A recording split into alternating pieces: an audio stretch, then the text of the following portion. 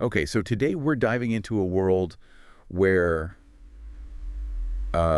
money itself becomes a weapon, Yeah. a way to influence events across the globe Yeah. and hold individuals accountable. We're talking about UK financial sanctions. Yeah, it's really fascinating when you think about it. We often think about power in terms of military force, but these economic measures, sanctions, I mean, can be just as potent on the world stage. Oh, absolutely. I completely agree. And to try to understand this complex world, you sent over a really, really interesting mix of I sources. have, yeah. We've got guidance from the UK Financial Conduct Authority, the FCA. Hmm. We've got insights from compliance consultant and even some official UK government publications. So we're going really deep today to try to uncover how these sanctions actually work in Mm. practice, who they affect and what they mean for businesses and really just individuals living in the UK. Yeah, and it might surprise you just how wide-reaching these sanctions are and how important it is for everyone to understand them, really. I think you're right. So let's start with the basics. What exactly are financial sanctions? Yeah, it's a great place to start because I think, a lot of people hear that term sanctions, but don't really grasp what it means in practice. Right. I think a good way to think about it is they're tools, right? Tools that are used by the UK government and also international organizations like the UN to try and achieve very specific foreign policy or national security goals. It's not just about punishing, wrongdoers, but about actually influencing behavior on a global scale. So it's a way to apply pressure without actually resorting to military action. Yeah. Exactly. So, you could use sanctions to freeze the assets of individuals that are linked to terrorism, or maybe restrict trade with countries engaged in, human rights abuses. You can even block access to financial markets for those involved in nuclear proliferation, for instance. Wow. That's a pretty powerful lever to pull. And I understand the UK has its own unique approach to sanctions as well. Right. The UK, it combines its international obligations, so things that has to do with its own autonomous sanctions regime. So that means that it can act both in coordination with other countries, but also independently as well, Interesting. which makes it a pretty complex system to navigate. Yeah, it sounds like it. Speaking of navigating, one of the things that really jumped out at me from the FCA guidance was just how many people are affected by these sanctions. I mean, it's not just some shadowy figures in far-off countries, is it? No, not at all. UK nationals and businesses, they're subject to UK sanctions wherever they operate in the world. And then anyone within UK territory must comply with these sanctions regardless of nationality. That's a really important point to remember. So if, like, a Russian oligarch, for instance, sets foot on British soil. They better be prepared to follow the UK's sanction rules, yeah. And that brings us to a really important concept, and that is designated persons. Now, these are the individuals and entities that are specifically targeted by these sanctions, right? And the Office of Financial Sanctions Implementation, or OFSI, maintains a list of these designated persons. It's called the Consolidated List. Right, yeah, I came across that in the government publications. It's Yeah. like a who's who of sanctioned entities and individuals. And I understand that list is constantly being updated, so staying informed is really crucial. Oh, absolutely. Yeah. Now, let's talk about one of the most powerful tools in the sanctions arsenal, and that is asset freezes. Uh-oh. Yeah. So, what does it actually mean to have your assets frozen? I have a feeling it's not a very pleasant experience. Well, imagine all of your financial resources, your bank accounts, your property, even things like precious metals, vehicles, crypto assets suddenly becoming inaccessible. You can't touch them. Yeah, that sounds like a financial nightmare. It can be, yeah. And what's really important to understand is that if you hold or control assets that belong to a designated person, you're legally obligated to freeze them immediately and then report that to OFS. Wow. And assets isn't just like a narrow category, right? The FCA guidance went into a lot of detail about how broad that definition actually is. You're absolutely right. We're not just talking about traditional assets like bank accounts and real estate.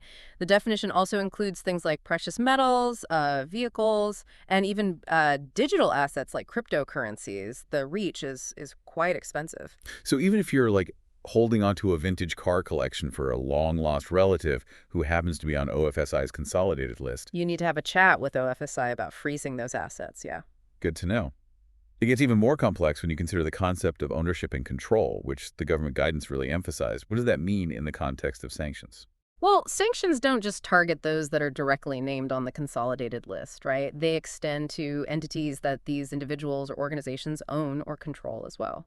So how does control actually work in this context? I mean, is it just about having your name on the ownership documents?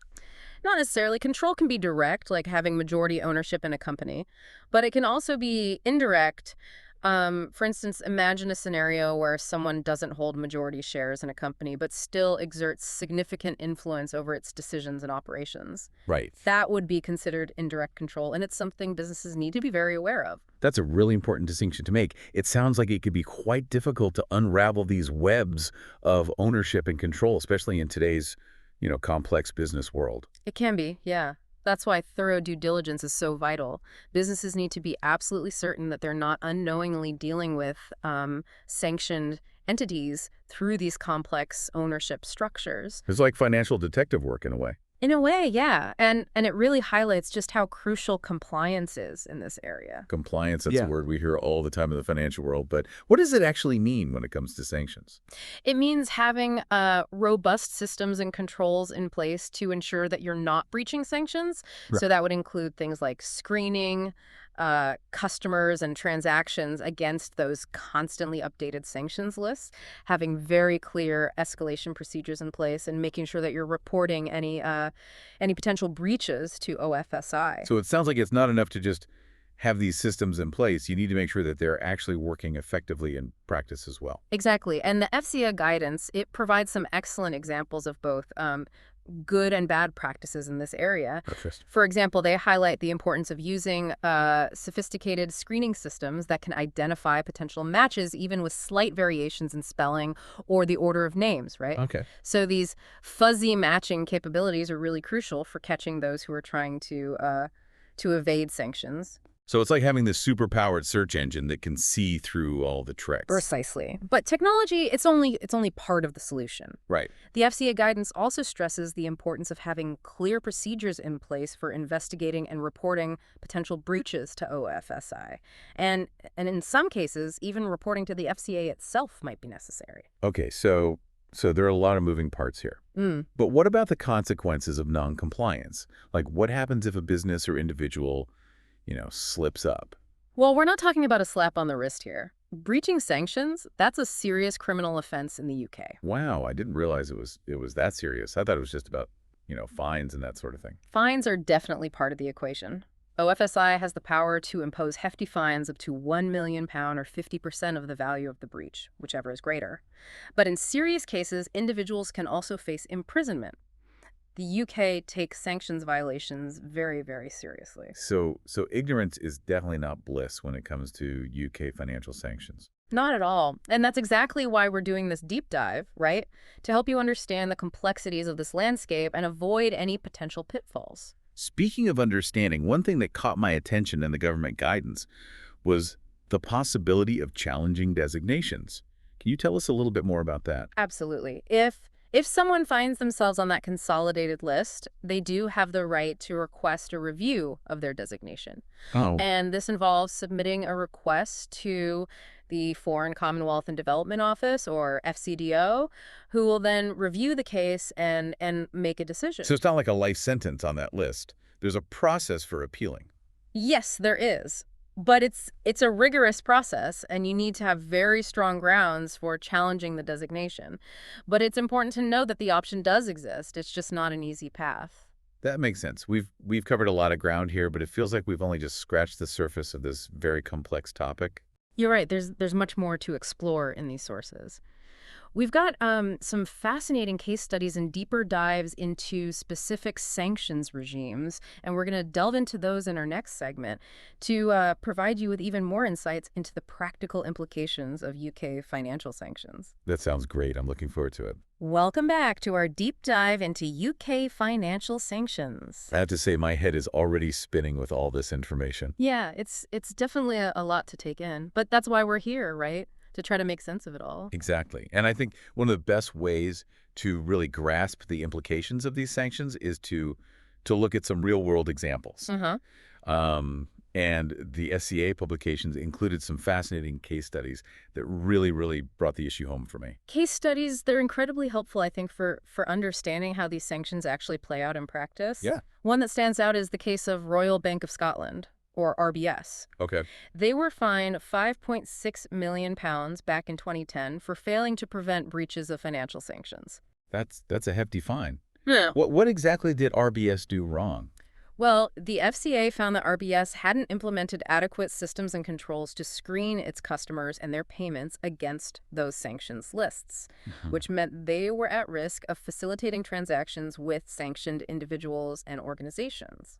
So their systems weren't really up to par. I But mean, it's a stark reminder that even, major financial institutions can stumble when it comes to this whole sanctions compliance thing. it certainly is, and it really underscores the importance of not just having systems in place, but making sure they are properly implemented, regularly tested, and updated to keep pace with that ever-changing sanctions landscape. Right, because as we've discussed, this is not a static situation. Yeah, this landscape is constantly evolving. Exactly. And speaking of evolution, let's shift gears for a moment and look at how things have changed in response to the Russia-Ukraine conflict. Okay. The FCA has published a detailed report on this, and it's packed with insights. Yeah, I'm really curious to hear about this. How has the conflict impacted UK financial sanctions? Well, the report highlights the unprecedented scale and complexity of the sanctions that have been imposed by the UK and its international partners since that invasion began. Yeah. And this has put enormous pressure on firms to ensure that their systems and controls are robust enough to actually handle that increased workload. I can imagine it's been a scramble for a lot of businesses to adapt to these changes. Absolutely. And the FCA found that while many firms have stepped up their game, there are still some areas for improvement. Oh, interesting. Like, what are some of the common weaknesses that the FCA identified? Well, one key area is governance and oversight.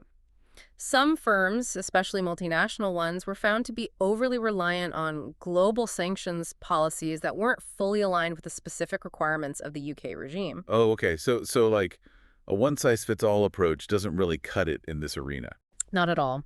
The UK has its own unique legislative framework and enforcement mechanisms, so firms need to ensure their policies and procedures are tailored accordingly. Another area where the FCA identified some weaknesses was in the area of skills and resources. Right. A lot of firms, they found themselves a little bit overwhelmed by that surge in sanctions designations and struggled to keep up with that workload. So it's not just about having the right technology in place, it's about having enough people with the right expertise to operate it effectively. Exactly. And it's not just about quantity. Quality really matters as well. The FCA found instances where firms were relying on third-party sanctions screening tools without really fully understanding how they worked or how they Hmm. were calibrated. Right. So, blindly trusting a black box, that's not a good strategy when it comes to sanctions compliance. No, that makes sense. You need to know what's going on under the hood, so to speak. Yeah. Absolutely. Firms need to be able to demonstrate that they have proper oversight of their screening processes, whether those are carried out in-house or outsourced to a third party. On a more positive note, the FCA report also highlighted some good practices that they observed. Okay. I'm interested to hear about those. What are some of the things that firms are doing well? Well, one notable example is the proactive approach that some firms took in identifying their sanctions exposure to Russia, even before the invasion occurred. Right. They conducted thorough risk assessments, they developed contingency plans, they basically got their houses in order early on. Smart. Yeah. And these firms, they were much better positioned to respond swiftly and effectively when those sanctions were actually imposed. So being prepared really pays off, I guess, as it often does in life. Absolutely. Another area where the FCA saw good practices was in the implementation of robust Know Your Customer, or KYC, procedures. Okay. How does KYC actually tie into sanctions compliance? Well, effective KYC procedures, they're crucial for identifying and mitigating those sanctions risks. And this involves really thoroughly understanding the ownership structure of the businesses that you're dealing with, identifying the beneficial owners, and assessing the risk that that customers might be connected to sanctioned individuals or entities. It's not just about checking names against the list. It's about really understanding who you're doing business with Yeah. and taking steps to mitigate any potential risk. Precisely. And this requires ongoing diligence, not just a one-time check at that onboarding stage. The FCA report also touched on the role of an organization called the Office for Professional Body Anti-Money Laundering Supervision, or OPBAS for short. Okay. I came across that acronym in the FCA publications, but I wasn't entirely sure what they actually did. Well, OPBAS plays a fascinating role in the UK's regulatory landscape.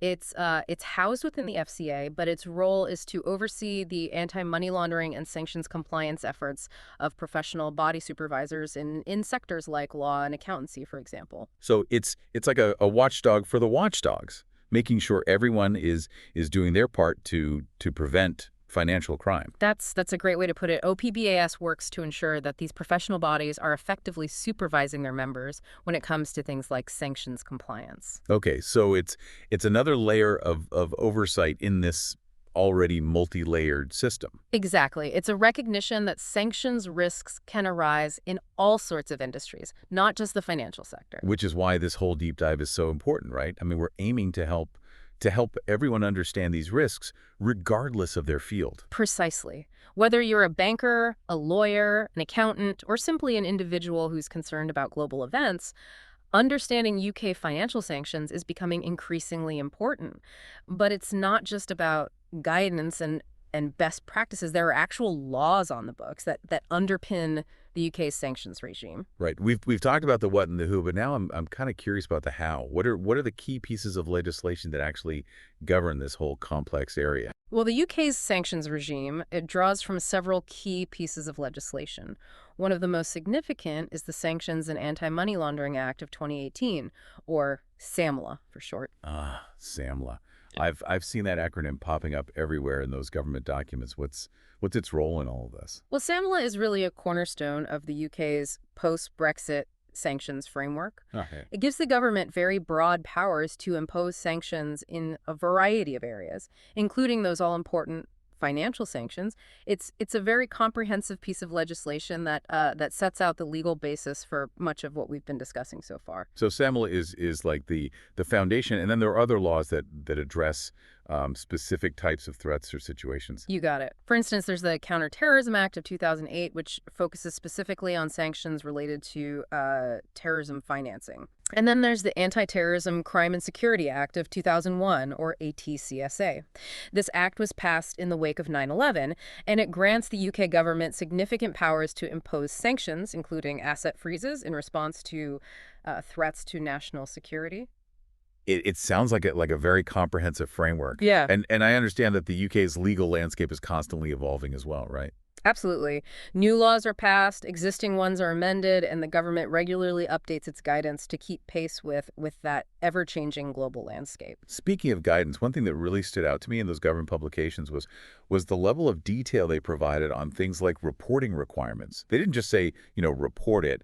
They spelled out exactly what information needs to be included and how to submit it. Yeah, the UK government has made a real effort to provide very clear and comprehensive guidance on sanctions compliance. Yeah. And this is evident in publications like that UK Financial Sanctions General Guidance document that we have here. It almost feels like they're trying to make it easy for people to comply. Yeah. Of course, it's still a complex area, but having that clear guidance is definitely helpful. I agree. I think the government recognizes that effective sanctions implementation relies on a very high level of compliance from businesses and individuals, and clear guidance is essential for achieving that. However, even with all this guidance, mistakes still happen, as we saw in those FCA case studies. Yeah, it's a reminder that sanctions compliance can be incredibly complex, especially for businesses that are operating across multiple jurisdictions. Absolutely. The FCA's Financial Crime Guide, it provides some insightful examples of the challenges that firms face in this area. It also highlights the importance of having a culture of compliance within organizations. It's not just about ticking boxes. It's about embedding these principles into the very fabric of how a business actually operates. So it's about creating an environment where compliance is everyone's responsibility, not just the compliance teams. Exactly. And that involves things like providing regular training to staff, conducting internal audits, and having clear escalation procedures for dealing with those potential breaches. You need to have a system in place where everyone understands the importance of sanctions compliance and knows what to do if they encounter a potential issue. That makes a lot of sense. We've covered the what, the who, and the how of UK financial sanctions, but the big question that's lingering in my mind is, so what? Why should anyone outside the financial world really care about all of this? That's an excellent question. And the answer is that financial sanctions are they're increasingly becoming a tool of statecraft in the 21st century. They're being used to address a wide range of issues from human rights abuses to cybercrime to even election interference. So it's not just about terrorism and rogue states anymore. Not at all. Financial sanctions are being deployed in a much broader context, and their impact is being felt far beyond those traditional targets. So for businesses that are operating internationally, this is something they really can't afford to ignore. Exactly. Even if you're not directly involved in financial services, sanctions can have implications for your supply chains, your investments, and even your travel plans. Right. Understanding the rules and staying informed is absolutely crucial. And as an individual, even if I'm not, a globe-trotting business tycoon, these sanctions are still shaping the world around me, influencing global events and potentially even impacting my own investments. That's right. Financial sanctions, they're no longer confined to the back pages of the financial news. They're increasingly front and center in international affairs, and their ripple effects are being felt worldwide. Wow, this deep dive has really opened my eyes to the significance of financial sanctions in today's world. It's not just about money. It's about power. It's about politics.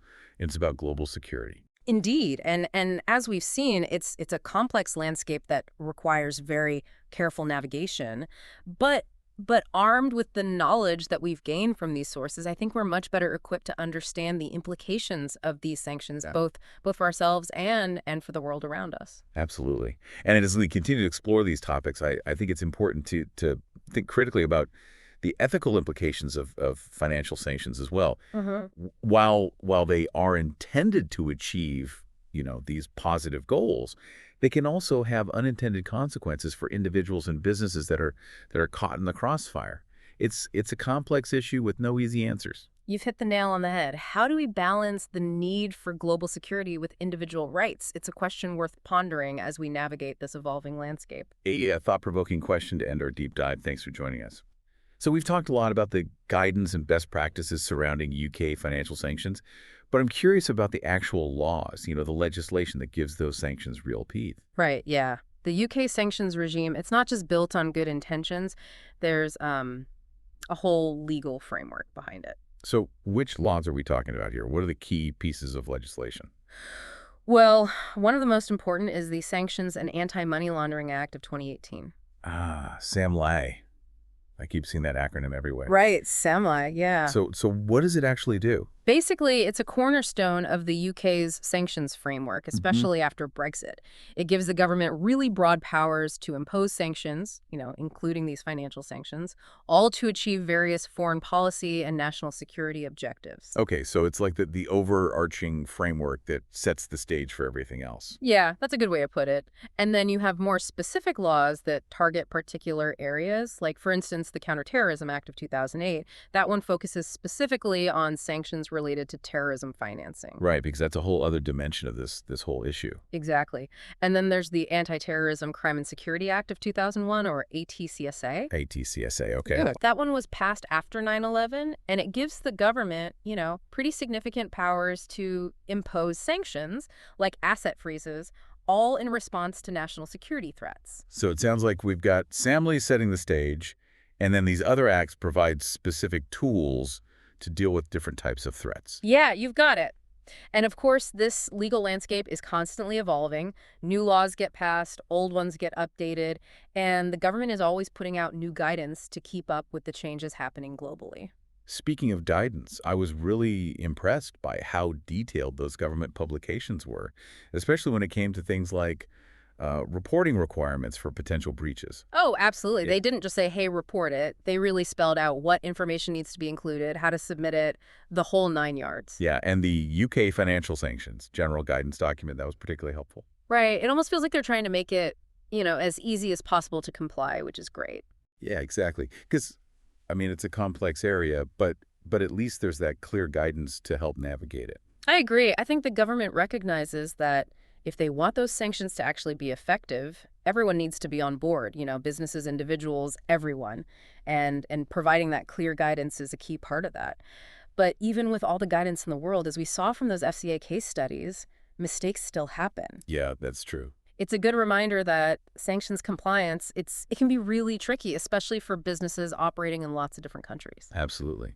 The FCA's Financial Crime Guide, I mean, that really highlighted the challenges. It did. And it also emphasized how important it is for organizations to really cultivate that culture of compliance. It's not just about checking off boxes, it's about making those principles a part of how the business operates day in and day out. So compliance becomes everyone's responsibility, not just the compliance teams. Exactly. It means having regular staff training, conducting internal audits, having those clear procedures for dealing with potential breaches. Everyone needs to understand why sanctions compliance matters and what to do if something seems off. That makes sense. So we've talked about what UK financial sanctions are, who they apply to, and how they actually work in practice. But I think the big question is, why should people outside the financial world even care about all of this? That's a great question. And the answer is, I think, that financial sanctions are becoming more and more important in the 21st century. They're being used to address a much wider range of issues than they used to be. It's not just about, terrorism or rogue states anymore. We're talking human rights abuses, corruption, cybercrime, even election interference. So the scope is really broadened. Oh, absolutely. And the impact is felt way beyond just those traditional targets. So for businesses operating internationally, this is clearly something they need to pay attention to. It's essential. Even if you're not directly involved in financial services, sanctions can have implications for your supply chains, investments, travel plans, you name it. It's a lot to keep track of. It is, yeah. Understanding the rules, staying informed, that's absolutely crucial. And even for individuals, people who aren't running multinational companies, these sanctions are still shaping the world around us. I mean, they're influencing global events, impacting economies, potentially even affecting our own personal investments. Exactly. Financial sanctions, they're not just tucked away in some obscure corner of the financial news anymore. They're front and center on the world stage, and everyone's feeling the ripple effects. This deep dive has really been eye-opening. It's clear that financial sanctions are about much more than just money. We're talking power, politics, global security, the whole shebang. Couldn't agree more. And it's a complicated landscape, that's for sure. But I think with the knowledge we've gained from these sources, we're all a bit better equipped to navigate it, understand the implications, both for ourselves and for the world at large. I think you're right. And as we wrap up this deep dive, it's important to remember that there are ethical considerations to keep in mind as well. Absolutely. I mean, these are powerful tools, and while they can be used for good, there's always the potential for unintended consequences, for individuals and businesses who get caught in the crossfire. Yeah, that's a crucial point. It's vital to think critically about the impact of these sanctions and try to find that balance between, global security and protecting individual rights. A lot to think about as we move forward in this ever-changing world. Well, thank you for joining us for this deep dive into UK financial sanctions. It's been a fascinating journey,